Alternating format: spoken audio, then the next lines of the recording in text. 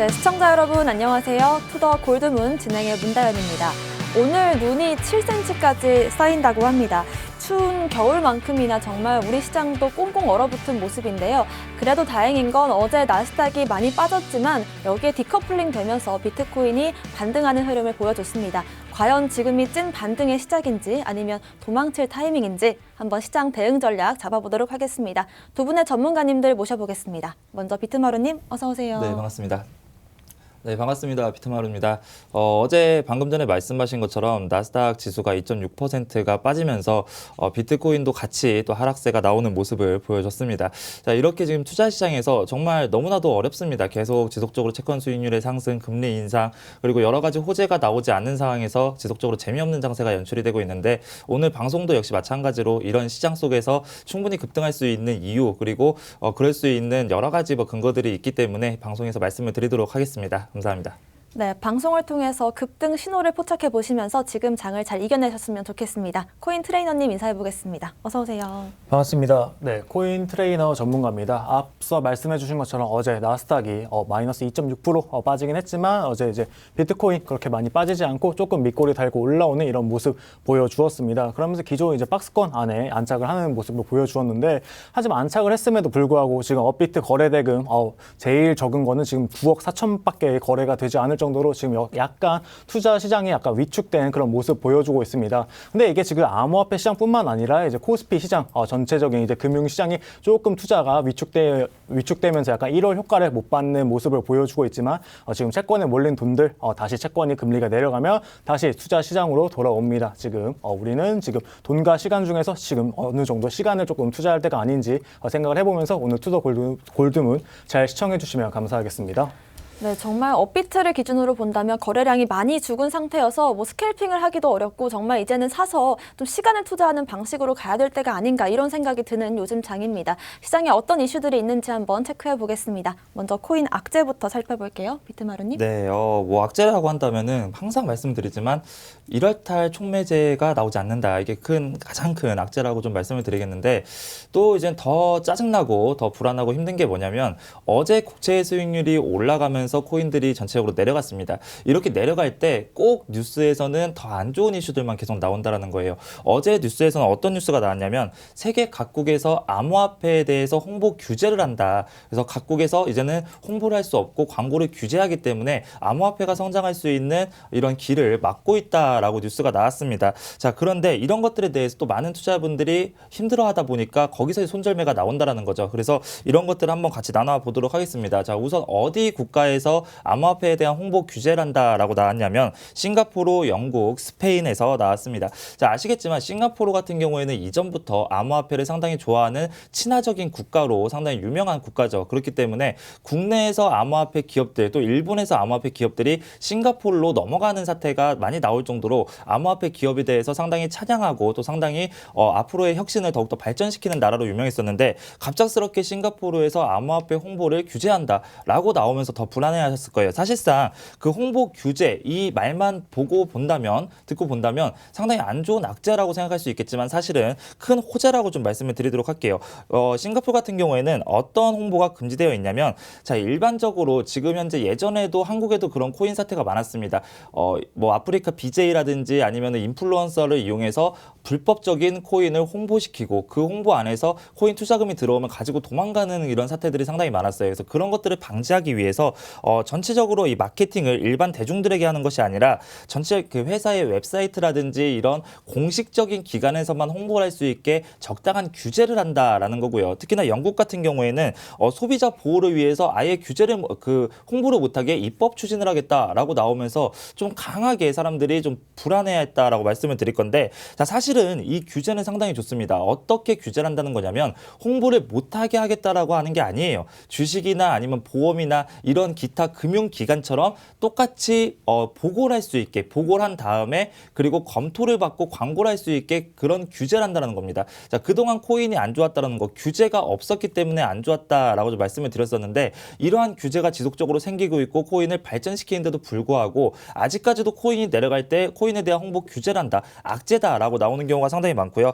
스페인에서도 마찬가지입니다. 자, 어떤 규제를 하냐면 방금 전에 말씀드렸던 것처럼 인플루언서들을 이용해서 그 팬층이 암호화폐를 사게끔 유도하는 광고가 상당히 많았어요. 그렇기 때문에 10만 명 이상의 팔로워스를 보유하고 있는 인플루언서가 홍보를 할 때 하지 말라는 게 아닙니다. 홍보를 할 때는 금융당국에 이런 코인들을 홍보하기 위해서 방송을 하고 싶다라고 이야기를 하면 10일 전에 홍보에 대한 이런 가이드라인을 내놓고요. 그 금융당국에서는 그것을 검토한 다음에 홍보를 할 수 있게 더욱더 안정적인 홍보를 할 수 있게 만들어준다는 겁니다. 자, 그렇다고 본다면 그동안은 제가 방금도 말씀드렸듯이 그동안은 불법적인 코인들을 아무런 규제 없이 제재 없이 무조건 홍보만 하다가 가지고 도망가는 사태가 나왔었는데 이렇게 금융당국에서 체크하고 홍보에 대한 규제가 나오게 된다면 우리 투자자분들이 사기로 인해서 이런 흔들리는 그런 사태들은 많이 막을 수 있다라고 좀 말씀을 드릴 거고요. 또 방금 전에 제가 인사말에서 말씀을 드렸습니다. 어제 나스닥이 2.6%가 하락을 하면서 그 하락을 한 이유, 비트코인도 같이 하락을 했지만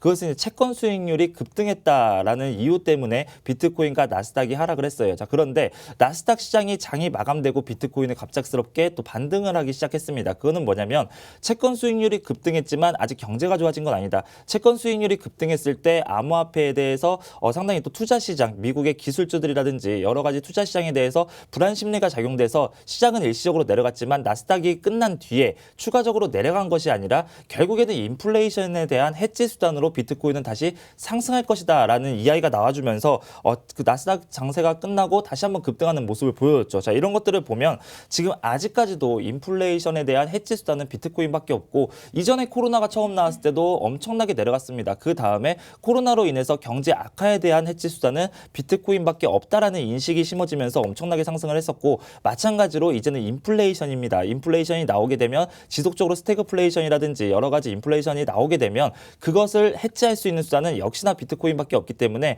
이런 불안적인 그리고 상당히 좀 무서운 기사에 대해서 우리 투자자분들이 흔들려서 코인 시장을 떠나거나 아니면 손절을 쳤는데 내가 손절치니까 올라가서 너무 힘들어요 라고 하는 그런 실수는 더 이상 없었으면 좋겠다라고 말씀을 드리도록 하겠습니다.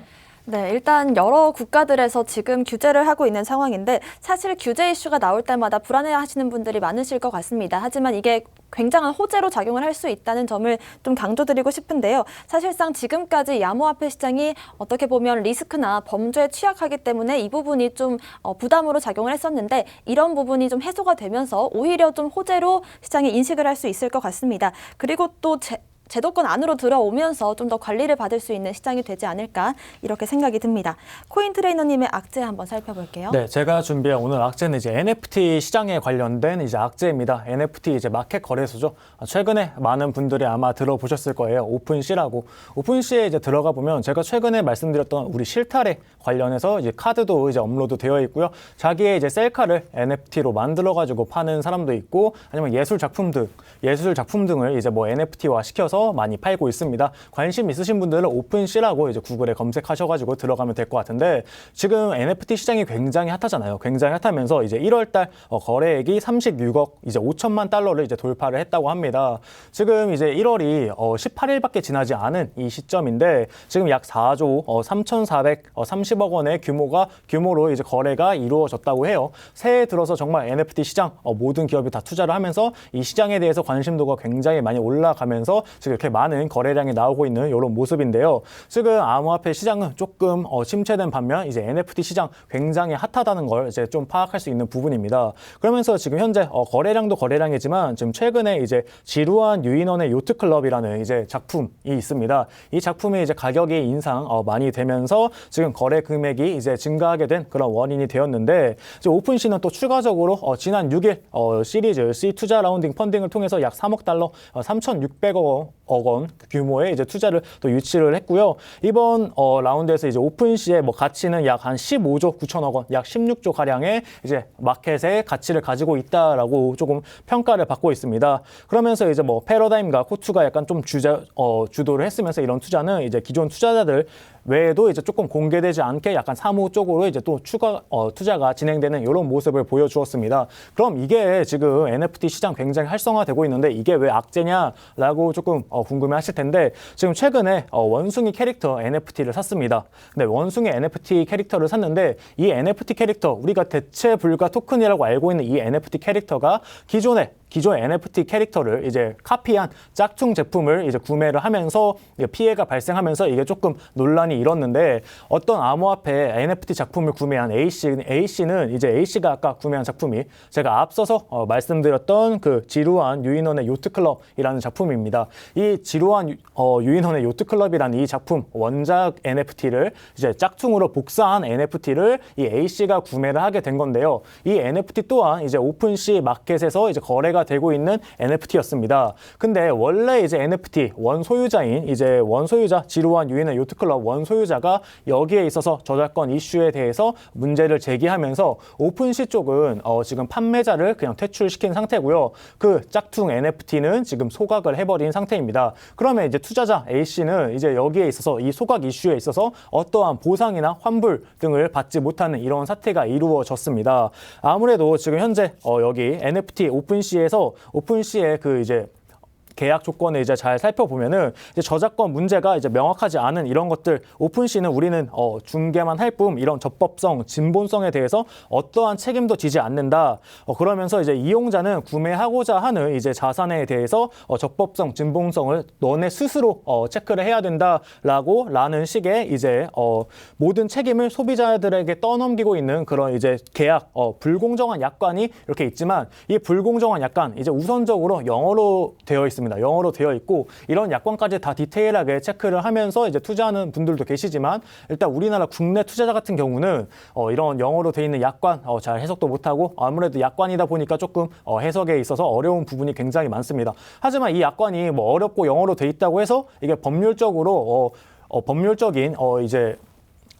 이제 효력을 지니지 않는 건 아니기 때문에, 오픈시 입장에서는 우리는 이미 다 공지를 했고 너는 거기에 약관에 동의했다, 이렇게 진위 여부는 너네가 스스로 판단을 해야 된다 라면서 이제 책임을 회피하고 있는 이런 모습을 보여주고 있습니다. 기존 이제 옥션, 기존 뭐 미술품을 파는 이제 옥션 같은 경우에는 예를 들어서 정말 유명한 작가의 작품들 진위 여부를 우선적으로 이제 옥션 그 거래소 측에서 먼저 확인을 다 합니다. 확인을 다 하고 추가적으로 이제 구매자들이 자기가 알아서 추가적으로 진위 여부를 확인을 하고 구매하는 시스템으로 되어 있는데, 지금 이 NFT 마켓 같은 경우에는 모든 이런 진위 여부, 적법성 여부를 다 기존 투자자들한테 다 넘기고 있는 이런 식의 행태를 보이고 있습니다. 그렇기 때문에 만약에 저작권 이슈가 불거졌을 때 거래소 측은 기존 원래 저작권자의 손을 들어줄 수밖에 없습니다. 최근에 이제 우리나라 이중섭 그리고 김한기 그리고 박수근 작가의 이제 작품을 이제 NFT화해서 판매를 하려고 했을 때도 저작권 이슈가 불거져서 우리나라 거래소 측은 이 작품을 그냥 다 없애버리고 무효화하겠다라는 식으로 발뺌을 했습니다. 아무래도 조금 책임의 부분에 있어서 책임을 지기 싫은 이런 입장을 보여주고 있는데, 우리 지금 NFT 마켓 굉장히 핫합니다. 굉장히 핫하고 지금 NFT의 작품의 짝퉁이 나오고 있는 이런 상황입니다. 우리가 대체 불가 토큰이라는 정말 짝퉁이 없고, 우리가 진품이라는 거기에 있어서 그리고 포커스를 맞추고 투자를 하고 거기에 있어서 가치를 우리가 매기고 있는 이런 시장에서 정말 진품 짝퉁을 일단 우선적으로 없어져야 된다고 생각을 하고요. 그 다음에 이런 짝퉁의 판별에 있어서 우리 거래소가 우선적으로 1차적으로 조금 검증을 해주는 이런 시스템이 조금 마련되지 않아야 또 앞으로 더 NFT 시장이 활성화되지 않을까 좀 생각을 합니다. 네. 네, 커지고 있는 NFT 시장만큼 이 시장에 도사리고 있는 위험들을 우리가 꼭 알아야 될 것 같습니다. 특히나 NFT 같은 경우에는 저작권이나 유일성의 가치가 있는 건데, 이런 짝퉁 문제가 불거진다면 시장이 좀 더 커지지 못할 수도 있기 때문에 이 부분 꼭 체크하시는 게 좋을 것 같습니다. 오늘의 호재도 한번 살펴보겠습니다. 비트마루님. 네, 상당히 좋은 호재가 또 오랜만에 나왔습니다. 바로 마이크로소프트에서 블리자드라는 게임사를 인수했다라는 뉴스를 우리 투자자분들 보셨을 거예요. 자, 그런데 이런 것들이 어떻게 호재로 작용이 될까 또 궁금하시는 분들이 상당히 많잖아요. 자, 우선 마이크로소프트를부터 먼저 설명을 좀 드릴게요. 마이크로소프트 같은 경우에는 엄청나게 암호화폐에 대해서 친화적인 기업입니다. 자, 우리가 그동안 암호화폐가 상승했던 기억들을 좀 떠올려 보시면, 예전에 텐센트 그룹, 그리고 페이팔, 그리고 가장 널리 알려진 테슬라, 자, 이런 기업들이 암호화폐에 대해서 상당히 찬양을 했고요. 마이크로스트래티지라는 기업 역시 암호화폐를 차곡차곡 모아오면서 비트코인의 큰 상승을 이끌었다라고 좀 말씀을 드릴 건데, 건데 마이크로소프트 이 MS사도 상당히 큰 회사죠. 우리 투자자분들이 또 모든 국민들이 알 정도로 상당히 큰 회사인데 자, 이 마이크로소프트 같은 경우에는 암호화폐를 상당히 좋아한다라고 말씀을 드렸죠. 자, 바로 벡트거래 플랫폼의 초기 파트너사입니다. 자, 벡트거래 플랫폼 예전에는 엄청난 호재로 작용되는 엄청난 너무나도 큰 뉴스였어요. 그게 뭐냐면 자, 벡트거래 플랫폼은 마이크로소프트 그리고 보스턴 컨설팅 그룹 그리고 스타벅스 그리고 우리가 알고 계시는 뉴욕 증권거래소 이러한 곳들이 모여서 만든 거래 플랫폼입니다. 자, 이 플랫폼 안에서 현물 인수도 방식을 사용하면서 많은 투자자분들이 관심을 또 끌기도 했었는데 현물 인수도 방식은 뭐냐면 이전에는 그동안 비트코인에 대한 파생 상품 그리고 비트코인을 통한 무엇인가를 구매하려면 비트코인을 현실적으로 구매하는 것이 아니라 비트코인에 맞는 선물 또 새로운 상품들을 구매해서 그 안에서 비트코인에 투자하는 간접적인 투자 방식을 사용해 왔습니다. 그런데 벡트거래 플랫폼에서 기업들 중에 최초로 현물 인수도 방식을 만들면서 이제는 벡트거래 플랫폼에 투자를 하려면 반드시 비트코인을 보유해야 하는 그렇기 때문에 거래량을 조금 더 늘릴 수 있는 상당히 좋은 방식이다라고 말씀을 드렸었는데 거기에서도 마이크로소프트사는 첫 번째 파트너사였습니다. 자, 그만큼 암호화폐에 대해서 상당히 긍정적으로 사용을 하고 있고 또 마이크로소프트 365를 비트코인으로 구매할 수 있다라는 거는 지난 방송에서도 한번 말씀을 드렸었죠. 자, 이렇게 암호화폐와 비트코인을 좋아하는 마이크로소프트가 82조 원을 들여서 바로 그 블리자드를 인수했습니다. 블리자드 같은 경우에는 흔히 이제 우리가 다 알고 있습니다. 스타크래프트라든지 그리고 디아블로라든지 여러 세계적으로 유명한 게임을 출시했던 회사로도 상당히 유명한 회사인데 자, 그렇다면 이 마이크로소프트가 창사 이래 가장 큰 돈을 들여서 블리자드를 인수했어요. 왜 인수를 했냐? 바로 마이크로소프트는 앞으로 메타버스 시장에 더욱더 뛰어들기 위함이다라고 밝혔죠. 우리 투자자분들 지금 현재 암호화폐 시장에 상승했던 요인들을 좀 살펴보면 첫 번째 코로나로 인한 해지 수단 그 다음에는 메타버스와 NFT 관련 코인들이 뜨면서 엄청난 인기가 폭발을 했었습니다. 자, 이처럼 상당히 이제는 현실적인 세상이 아닌 가상 속의 세상을 더욱더 중요히 생각한다라는 건데 이 메타버스와 게임사가 만나면 정말 너무나도 재밌는 우리가 그동안 꿈꿔왔었던 이제 뭐 안경만 쓰면 내가 현실이 아닌 상상 속으로 들어가서 그 안에서 내가 휘두르고 같이 게임을 하고 이러한 게임이 이제 실현화된다라는 거죠. 그거를 실질적으로 실현화시키기 위해서 블리자드를 인수했다라고 밝혔고요. 자, 이거는 뭐냐면 마이크로소프트사는 이젠 앞으로도 블록체인과 암호화폐를 이용한 사업들을 지속적으로 한다라는 겁니다.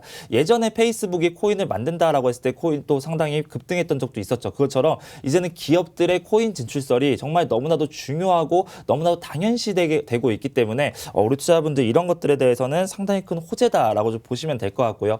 NFT 관련도 있습니다. 제가 지난번에 설명을 드릴 때 어떤 설명을 드렸었냐면 지금 현실 속에 존재하지도 않은 NFT와 메타버스 그 안에서 땅을 사고 그 안에서 캐릭터 옷을 사고 이러는데 상당히 돈을 많이 쓰고 있다. 정말 기성세대들은 이해할 수는 없지만 이제는 우리가 그냥 이해할 수 있는 세대가 아니라 점점 시대는 그렇게 바뀐다라고 말씀을 드렸었는데 명품 기업들 역시 마찬가지로 NFT 시장에 진출하면서 그런 것들이 맞다라고 또 밝혀지고 있어요. 구찌 같은 경우에는요. 2월 1일입니다. 슈퍼구찌 NFT를 만들어서 에어드랍을 시켜준다라고 했고요. 그리고 벤츠도 마찬가지죠. G바겐 G클래스 기반의 NFT를 출시해서 음악, 패션 그리고 그래픽 디자인 여러 가지 전문가들을 모셔놓고 그 안에서 이 G클래스의 뭐 성능, G클래스의 디자인 이런 것들을 많은 투자자분들에게 공유할 수 있도록 그런 NFT를 발행했다라는 뉴스가 나와주고 있어요. 그거는 뭐냐면 정말 이제 앞으로의 사회에서는 메타버스와 NFT, 블록체인과 암호화폐는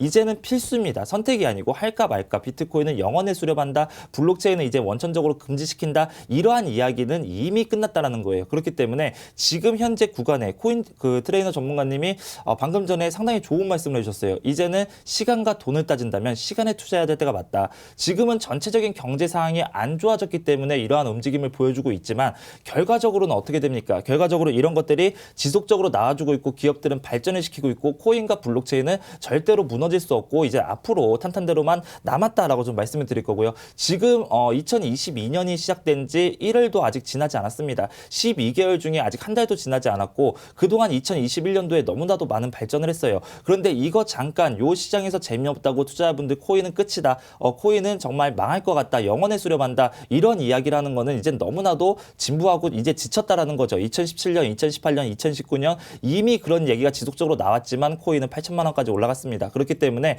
우리 투자자분들 이러한 호재 뉴스 결과적으로는 대기업들, 전 세계의 대기업들이 암호화폐와 메타버스, NFT, 블록체인에 투자를 한다라는 거고요. 이런 기업들은 지속적으로 많아질 것이고 이젠 넘어가서 각국 정부에서도 규제가 나와준다라고 한다면 코인은 정말 너무나도 큰 시장, 이제는 누구도 막을 수 없는 시장이 되겠다. 이렇게 좀 말씀을 드리도록 하겠습니다. 네, 어제 핫했던 이 MS와 블리자드의 인수합병 소식이 어떻게 또 암호화폐 시장의 호재로 이어질 수 있는지 체크해 주셨고요. 특히나 이 구찌나 벤츠처럼 유명한 패션 기업들 그리고 자동차 기업들에서 NFT를 발행한다는 점도 시장에 큰 호재로 작용할 것 같습니다. 코인 트레이너님의 오늘의 호재 한번 살펴볼게요. 네, 제가 오늘 준비한 호재 첫 번째는 이제 비트코인 장기 보유자들이 늘고 있다는 이슈입니다. 이제 지네시스 글로벌 이제 트레이딩의 이제 노엘 에치슨 이제 시장 인사이트 총괄은 지금 현재 비유동 비트코인 주소가 굉장히 많이 늘고 있다라고 얘기를 해주었습니다. 이게 무엇을 의미하냐면 비트코인을 이제 장기적으로 가지고 가는 그런 지갑의 개수가 많이 늘었다라는 건데 비유동 주소는 이제 입금되는 코인의 약 25% 미만을 약간 소비하는 그런 지갑을 말합니다. 그만큼 이제 장기 보유자들이 굉장히 많이 늘고 있고 우리 최근에 또 세 번째 지갑 같은 경우는 계속해서 비트코인을 계속 이 가격대에서도 담고 있죠. 이렇게 장기 보유자들이 굉장히 많이 늘고 있다는 거는 이 장기 보유자들 대부분 이제 기관 또는 정말 소액의 큰 고래들이라고 합니다. 그럼 이 큰 고래들이 지금 이 시점에서도 계속 매집을 하고 있다는 거는 앞으로 비트코인이 지금 정말 10만 달러, 짧게는 7만 5천 달러, 그리고 길게는 뭐 10만 달러 내년에 이렇게 보고 있다는 건데요. 그러면서 이제 장기 보유자들이 보유하고 있는 코인 개수가 늘리기에 장기 보유자들이 이제 가지고 있는 코인의 개수 늘리기에 조금 주력을 하고 있는 반면에 우리 단기적으로 이제 최근에 시장에 들어온 사람들은 이 시장 지금 조금 우리가 느끼기에도 조금 지루하고 이런 단기 보유자들은 뭐 인플레이션 그리고 뭐 매크로 데이터 지표들에 굉장히 민감하게 반응을 하면서 오히려 물량을 털고 나가는 이런 식의 횡보를 보여주고 있다고 합니다. 제가 앞서 말씀드렸던 정말 시간과 돈 중에서 지금 현재는 조금 시간을 투자해야 된다고 말씀드리는 이유가 이겁니다. 우리 보통 개미와 기관이라고 볼 때 기관들이 개미를 이기는 큰 이유 중에 하나는 기관들은 정말 긴 시간을 인내를 해서 시간을 굉장히 많이 투자를 해서 결과적으로 승리를 하고 이 시장을 나옵니다. 그럼 우리 개미들은 못 버티고 나가면서 욕하고 나가죠. 기관이 돈 다 벌어간다. 우리 뭐 다 못한다라고 하는데 지금 우리 개미 같은 경우는 뭐 인플레이션 그리고 뭐 각종 고용 지표들 이런 거에 단기 트레이딩에 굉장히 민감히 반응을 하기 때문입니다. 하지만 기관은 알고 있죠. 이 시장 잠깐 내려갔지만 다시 이제 돌아온다는 거. 과거 지금 코인 시장뿐만 아니라 과거에 이제 코스피 시장 그리고 나스닥 시장 또한 과거에 뭐 이런 침체기가 있었지만 지금 결과적으로 1년, 2년, 3년을 놓고 봤을 때 다 보면은 다 우상향하는 그래프를 다 보여주고 있습니다. 코인 시장도 마찬가지로 지금 우리가 횡보하고 있는 이 시점에서도 장기 홀더들 계속해서 담고 있다라고 이제 보고 있고요. 지금 또 현재는 지금 90일 변동성이 굉장히 많이 떨어져 있습니다. 90일 동안 변동성이 굉장히 많이 축소되어 있는데 지금 우리 기관 같은 경우는 변동성이 더 떨어지기를 조금 기대하고 있어요. 기관은 변동성이 정말 큰 자산을 그렇게 원하지 않습니다. 그렇기 때문에 변동성이 굉장히 많이 줄어들고 있다. 지금 강세장을 준비하고 있다는 시그널 첫 번째, 그리고 두 번째로는 우리 기관이 들어올 수 있는 이런 좋은 환경을 조금 구축을 해주고 있다라고 해석하면 좋을 것 같고요. 이런 시장에서 우리 개미들 단기적인 지표에 일희일비하지 말고 조금 길게 보고 가시면 좋을 것 같습니다. 우리가 정말 지표로 참고할 때 잘 모르겠으면은 대형 기관들 어떻게 하는지 잘 보고 그것만 따라해도 굉장히 높은 수익률을 가지고 갈 수 있기 때문에 정말 이 시장 조금 인내하시는 게 좋을 것 같고요. 이런 시장에서 정말 뭐 비트코인 가격은 안 좋지만 우리 신한금융그룹 디지털 펀드 SI 펀드의 블록체인 기술에 50억을 또 투자를 한다고 합니다.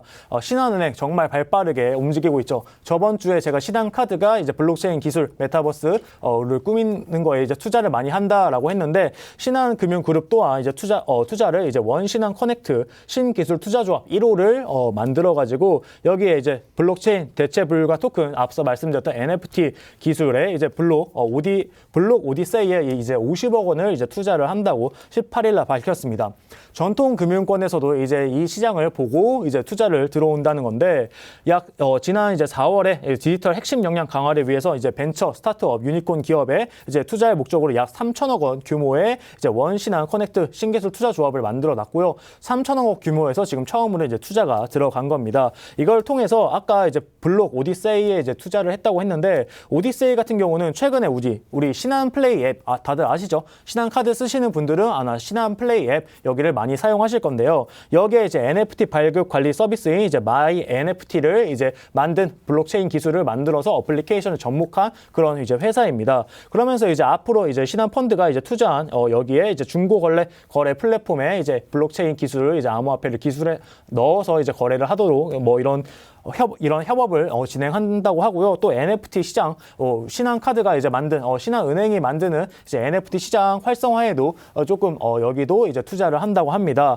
앞서 말씀드린 오픈시처럼 NFT 마켓에 지금 굉장히 핫한 시장이고 블루 오션이기 때문에 굉장히 많은 그룹들이 이제 투자를 하고 있고요. 우리 은행뿐만 아니라 증권사, 우리 미래에셋 그룹이죠. 미래에셋 그룹은 이제 코인 은행을 지금 만든다는 이제 포부를 밝혔습니다. 미래에셋 금융그룹이 이제 가상자산 사업에 이제 뛰어든다고 합니다. 정말 증권사 또한 앞서 말씀드린 은행처럼 정말 이제 보수적인 기관인데 여기도 이제 블록체인의 미래를 보고 비트코인, 대체 불가 가능 토큰, NFT, 가상자산 이제 커스터드 이제 수탁 사업을 이제 시행을 한다고 합니다. 아무래도 증권사 쪽에 투자 상품 개발 굉장히 많이 하죠. 우리 ETF 상품 같은 경우 증권사에서 다 개발하고 이렇게 블록체인 앞으로 ETF 관련 산업에 있어서 첫 번째로 도약을 하기 위해서 미래에셋 그룹이 투자를 진행한다고 합니다.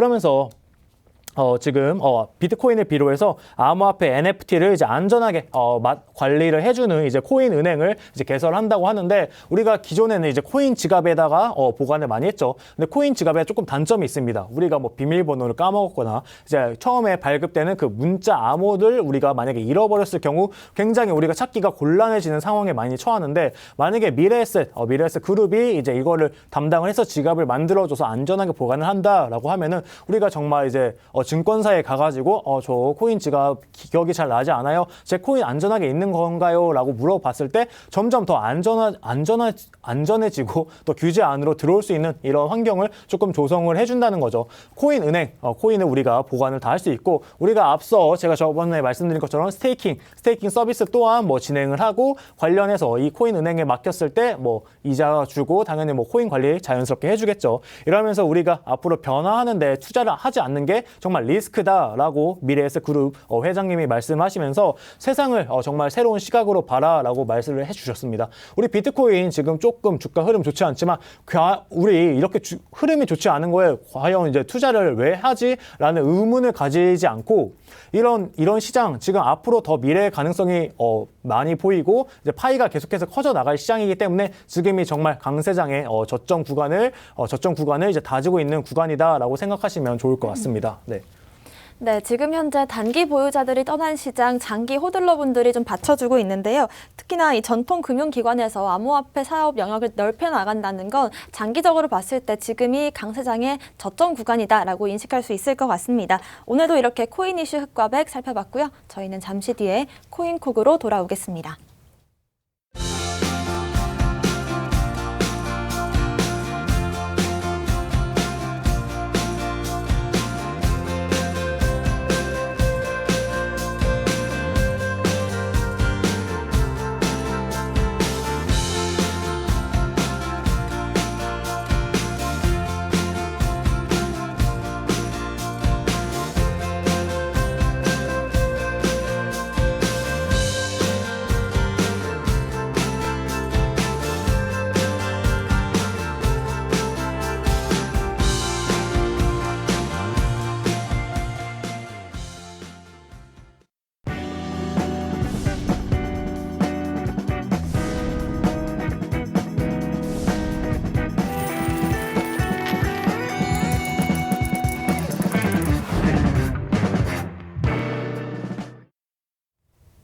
코인콕 특징주 분석 시간입니다. 오늘 하루 특징적인 움직임을 보여준 코인들과 보여줄 코인들 그리고 그 섹터들 분석해 보겠습니다. 먼저 비트마루님의 오늘의 특징주 어떤 걸까요? 네, 오늘 제가 가지고 나온 특징주는 카르다노 에이다를 가지고 나왔습니다. 자, 정말 이 재미가 없는 시장 속에서 혼자 독주하고 있는 코인이고요. 어제 코인 대통령 전문가님께서도 나오셔서 이 방송에서 에이다에 대한 이야기를 좀 많이 했던 것 같은데 좀 첨언해서 좀 말씀을 드리도록 할게요. 그만큼 재미없는 시장 속에서 어떻게 보면 유일하게 이렇다 할 호재가 나오는 코인이다라고 좀 보시면 될 것 같습니다. 자, 우선 바로 내일이죠. 탈중앙화 거래소인 썬데이 스왑을 출범하겠다라고 이야기를 밝혔고요. 자, 그렇다면 썬데이 스왑 탈중앙화 거래소가 뭐냐? 자, 이전에는 이제 암호화폐를 구매하고 매매를 진행을 할 때 현금을 통해서 구매를 했었는데, 자, 디파이를 통한 매매 거래소입니다. 자, 그거는 뭐냐면 탈중앙화 거래소라는 소리예요. 정부의 그런 전혀 간섭을 받지 않고 코인 안에서 스마트 계약을 통해서만 토큰 구매가 가능하고요. 자, 이렇게 해서 거래가 왔다 갔다 하게 되면 당연히 거래 수수료가 나오겠죠. 이 거래 수수료는 잘 모아놨다가 그분의 일부를 유동성을 많이 공급하는, 거래를 많이 하는 투자자들에게 다시 배분을 해준다라고 합니다. 자, 그렇다는 건 뭐냐면 거래소에 거래를 많이 한다라고 하면 또 감사하기 때문에 그런 것들을 거래 수수료를 서로 배분해주고, 그리고 토큰도 이제는 스마트 계약을 통해서 내가 직접적으로 하는 것이 아니라 내가 설정해놓은 조건과 맞는다면 매수와 매도가 자동적으로 되는 그런 디파이 거래소를 출범한다라고 좀 밝히고 있고요. 또 올해 2022년 안에 하이드라라는 업데이트를 진행을 한다라고 해요. 자, 이거는 뭐냐면 시스템 업데이트다라고 좀 보시면 될 것 같습니다. 그렇다면 자, 이거 보시는 분들이 자, 이 코인의 블록체인을 업데이트하는 게 도대체 어떤 호재가 되냐? 예전에는 뭐 하드포크라든지 에어드랍 이런 것들이 호재가 됐었는데 업데이트 자체만으로도 호재가 되냐라고 좀 궁금해하시는 분들 많을 텐데, 자, 가장 코인의 큰 문제점은 뭐냐면 상장 폐지입니다. 만들어 놓고 아무런 업데이트도 하지 않고 아무런 뭐 커뮤니티도 활성화시키지 않고 그냥 조용히 있다가 상장 폐지가 되어버리는 코인들이 상당히 많았어요. 그런데 이렇게 시스템 업데이트를 지속적으로 진행을 하고 디파이 거래소를 만들고 무엇인가 앞으로 하기 위해서 노력하는 코인이 있다면 그거 자체로도 충분히 호재가 될 수 있고 옥석가리가 될 수 있는 코인이다라고 좀 말씀을 드리도록 할 거고요. 자, 예전에 작년 8월이었습니다. 이 에이다 카르다노에서 알폰조 하드포크라는 이런 업데이트를 진행을 했어요. 자, 알폰조 하드포크에 대한 업데이트를 진행을 했는데 실제로 일주일 동안 그 코인이 카르다노가 40% 이상 급등하는 이런 현상도 나타나기도 했었죠. 자, 그렇다라고 한다면 2022년에 그거보다 더 큰 하이드라 업데이트를 진행을 하는데 하이드라 하드포크에서는 과연 얼마나 올라갈까라고 생각하시는 분들이 요즘에 차근차근 매수를 진행해서 정말 재미없는 시장 속에 나홀로 독단적인 상승을 보였던 코인이다라고 좀 말씀을 드릴 거고요. 또 지금 현재 트렌드에서 따라갈 수밖에 없는 또 트렌드가 방금 전에도 말씀드린 메타버스죠. 이 메타버스 프로젝트 파비아까지도 에이다에서 출시하면서 정말 지금의 그런 흐름, 지금의 인기도를 잘 파악하고 있고 실제로 그거에 맞는 블록체인 서비스를 개발하고 있다라고 나오면서 다시 한번 예전에 엄청난 인기를 보였다가 또 이제 재미없이 계속 내려가서 욕을 상당히 많이 먹고 있었던 코인이었는데 다시 한번 예전의 아성을 좀 되찾을 수 있는 그런 뉴스들을 많이 내보내고 있다, 이렇게 좀 말씀을 드리도록 하겠습니다. 자, 가장 중요한 건 역시 차트적인 부분들이겠죠. 그동안 많이 내려갔었기 때문에 자, 어떤 상황에서 이렇게 많이 올라갔나를 좀 보도록 할게요. 자, 에이다 카르다노를 보면 자, 올라갈 때 정말 이 코인도 마찬가지로 너무나 좋은 상승을 보였습니다. 지금 절반 이상 빠진 모습인데 자, 그러다가 재미가 없이 지속적으로 내려갔어요. 너무 힘들었죠. 자, 어느 순간부터 올라가냐? 예전에 지금 지지라인을 찍은 이후에 예전의 라인까지도 다시 돌파하는 모습을 보여주고 있어요. 자, 그렇다는 건 뭐냐면 지금 하락의 추세를 제가 한번 그려보도록 할게요. 자, 하락의 추세를 지금 그려보니까 자, 이렇게가 지금 하락의 추세 구간이었습니다. 자, 하락의 추세 구간에서 그 추세 구간을 지금 현재 돌파하지 못했지만 그 부근에서 멈춰 있다라는 거예요. 자, 이거는 뭐냐면 지금까지 지속적으로 크게 내려갔던 코인이 다시 한번 올라가면서 이 라인을 지금 터치하고 있다. 그런데 예전의 흐름과는 지금의 흐름이 상당히 다릅니다. 어떤 부분이 다르냐면 우선 첫 번째가 예전에는 상승이 나왔을 때, 이전 상승이 나왔을 때 매물대 라인이 어디가 있었습니까? 매물대 라인이 위에 설치되어 있기 때문에 정말 뚫으려면 엄청난 매수세가 필요하고 상당히 큰 저항대에 맞물려 있었어요. 그런데 지금은 더 내려간 이후에 오히려 매물대 라인을 돌파하고 올라가는 구간이다라는 거예요. 자, 그거는 뭐냐면 매물대 라인이 과연 저항대로 있을 것이냐 아니면 지지 라인으로 받쳐주고 있는 것이냐. 자, 이런 것들로 봤을 때 지금 현재 구간은 매물대 라인이 지지 라인으로 받쳐주고 있는 상황에서 여러 가지 하드포크라든지 이슈들이 받쳐주고 있다. 자, 그렇다라고 한다면 충분히 좋은 움직임을 보일 수 있다라는 거고요. 자, 일봉상이었고 이제 주봉상의 흐름으로 한번 보도록 하겠습니다. 자, 주봉상의 흐름으로 보면 제가 가장 중요하게 생각하는 거 바로 62동 평균선의 추세 중장기적인 저항선과 지지선이다라고 말씀을 드렸어요. 실제로 자, 62동 평균선 이 밑에 있습니다. 이 라인을 돌파할 때는 저 아래에서 올라가다가 엄청난 상승을 보여줬었죠. 지금 현재 이게 언제냐면 2020년도 차트예요. 2020년도 이후부터 지금까지 1년 넘게 상승을 하다가 다시 한번 내려가면서 예전의 라인, 우리 투자자분들 요거 항상 중요하게 보셔야 됩니다. 자, 이전의 라인을 보시면 예전의 지지 라인과 지금의 지지 라인과 일치합니다. 자, 그렇다라고 한다면 예전에도 상승 이후에 한번 지지를 받았던 구간, 추가적인 돌파 이후에 다시 엄청나게 내려갔다라고 생각이 들지만 그 지지 라인까지밖에 안 내려갔고 이 지지 라인에서 상승 장악형의 캔들이 나오면서 다시 한번 62동 평균선의 추세 중심 라인, 추세 저항대 라인을 돌파하고 안착하고 있다. 이렇다라는 건 뭐냐면 중장기적으로도 충분히 가치가 있고 실제로 중장기적으로 앞으로 해야 될 로드맵들이 많고 라고 한다는 거죠. 자, 그렇다면 지금의 시장 전체적인 코인 시장이 내려가면서 전체적인 경제 시장이 내려가는 거죠. 전체적인 경제 시장이 내려가면서 좋지 않습니다. 자, 그런데 이러한 것들을 보면은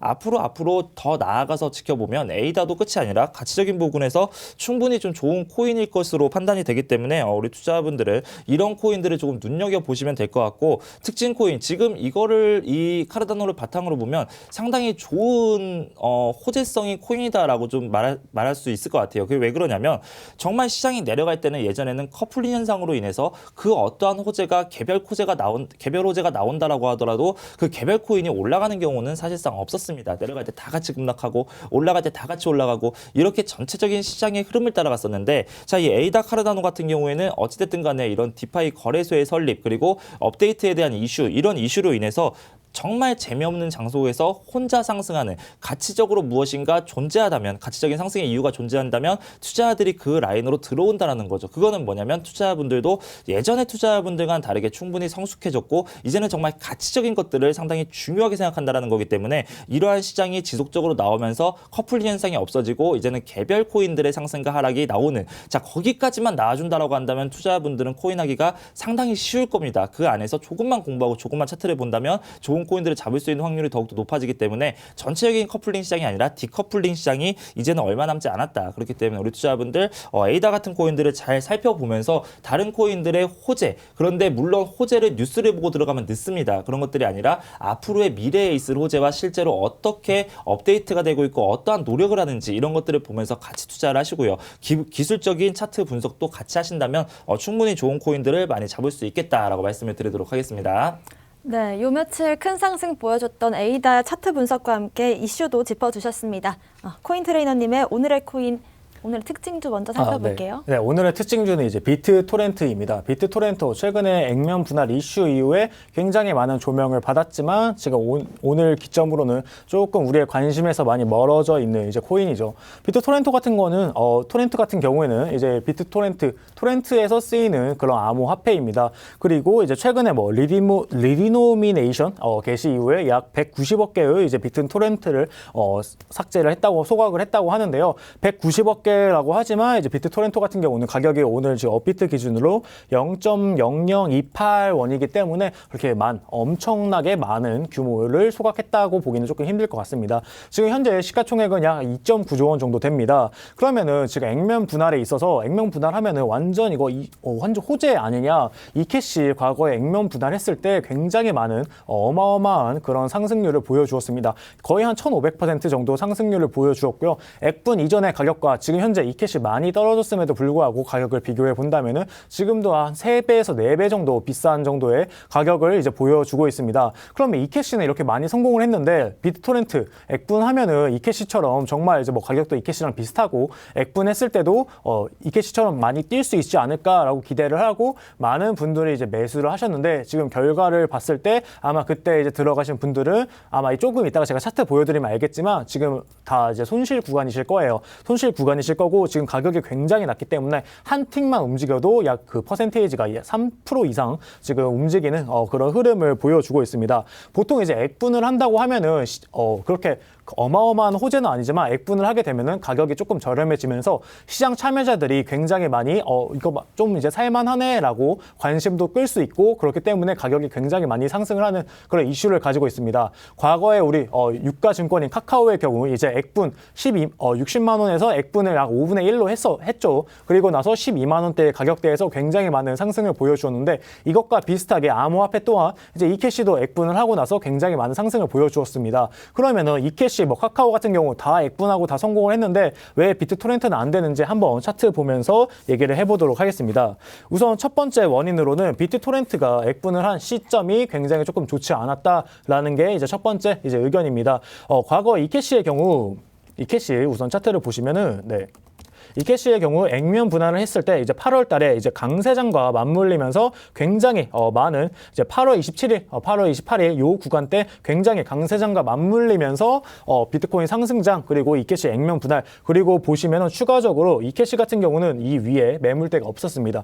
여기 부분에서 상승을 시작한 이후에 여기 보시면은 그 위에 매물대가 없었죠. 그리고 나서 쭉 올라갔다가 지금 현재는 지속적으로 계속해서 숨쉴 구간 없이 약간 조금 하락을 하는 이런 흐름을 지금 좀 보여주고 있긴 하지만 이 기존에 상승하기 이전에 위에 매물대가 없었다. 첫 번째. 그리고 비트코인의 상승장이었다. 이 두 번째 이유를 가지고 있는데 우리 이제 비트토렌트의 경우 기존에 여기 매물대를 확인을 해 보셨을 때 이 부분에서 이제 액면 분할 이슈가 있었거든요. 그리고 나서 조금 상승을 하나 싶었지만 자세히 보시면은 과거에 이미 많은 매물대를 위에 쌓아놓은 요 구간이 있습니다. 이미 기존에 비트코인 상승장 때 많이 조금 물리신 분들이 있어서 이 매물대를 다 뚫고 가격 상승을 이루어내기가 굉장히 쉽지 않았죠. 그렇기 때문에 지금 현재 차트의 흐름만 보더라도 지금 굉장히 좋지 못한 흐름을 보여주고 있습니다. 액분 이슈가 정말 크게 있었음에도 불구하고 이날